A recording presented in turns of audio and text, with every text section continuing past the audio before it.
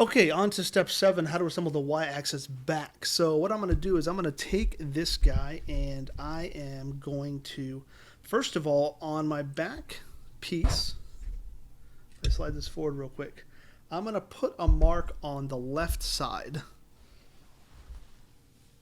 I'm going to put a mark on the left side, and the reason I'm going to do this is because in the instruction video, it actually, and in the pamphlet actually, it shows the motor going on the right. But the way they ended up setting up the firmware, the motor will go backwards. So we actually want to put it on the left and not the right. Okay, so I'm going to go ahead and flip this around.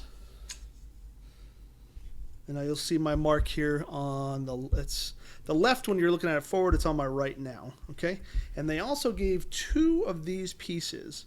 But they changed the install a bit, and you actually only need 1 of them now. So we're just going to take this extra one and set it off to the side for now. And I'll show you exactly what I mean. So we have our inertia pulley, our motor pulley. We have our 6 M4 with T-nuts. We have our 2 nylon spacers. And we have 3 small M3s and 1 longer M3. So we're going to go ahead and put in our bolts with the T-nuts again. And again, we're going to have extra because we're not going to use that other piece.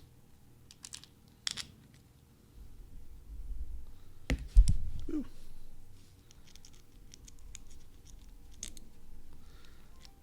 So as you can see, the assembly is actually pretty nice for this guy.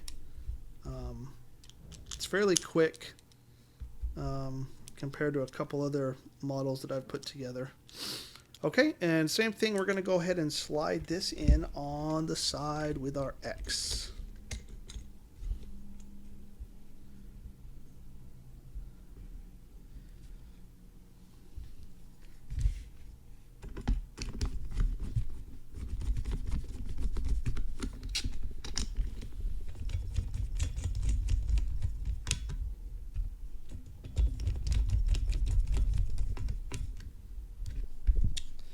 Okay.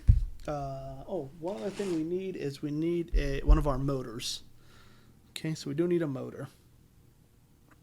Let's start by mounting our motor. Now the one you want to leave empty right now is the one closest to the other side of the machine. So the one closest to you on the top will get put in and tightened.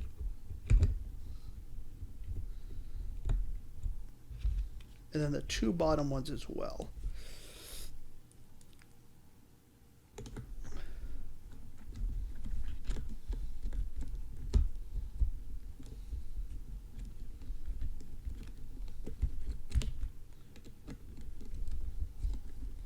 Trying to go left-handed. It's not working.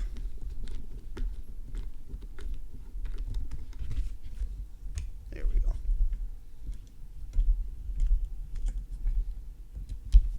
And one more.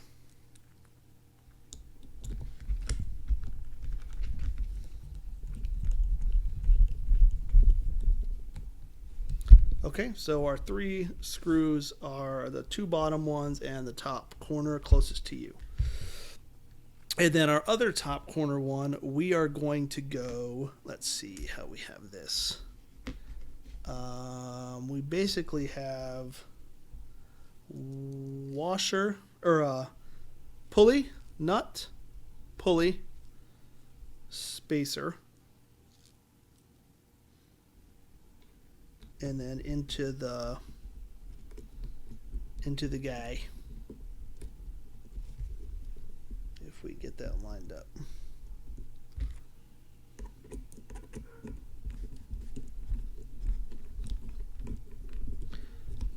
Now again, I feel like the screw is not going to be long enough. And our spacing is going to be a little bit off.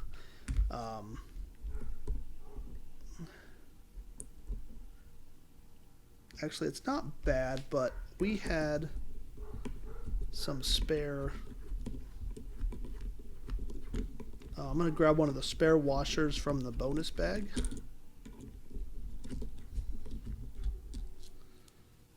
Which I have over here. The bonus bag has these spare flat washers. I'm going to put one in there.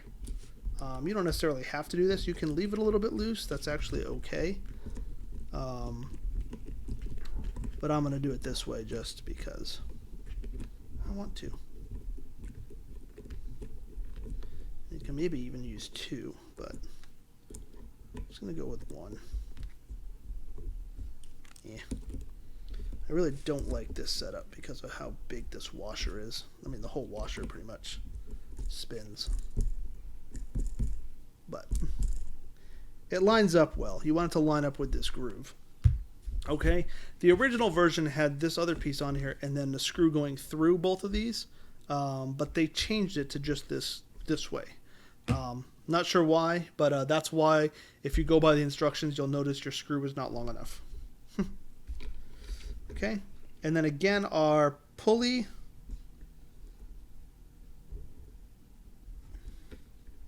for our motor is right here. And we basically want to put that on as far as it'll go. Well, not as far as it'll go. We want to line it up with this guy. So it goes on there pretty far. But you just kind of want it to line up with the other pulley.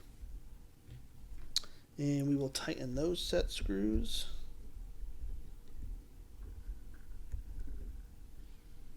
Get it lined up. Moved on me a little bit. There we go. And there's 2, so make sure they're both tight. I still think it moved on me a little bit.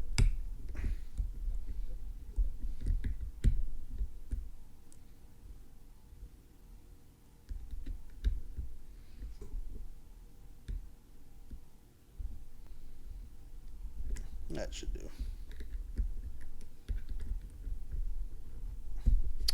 Okay, and that is our rear motor assembly.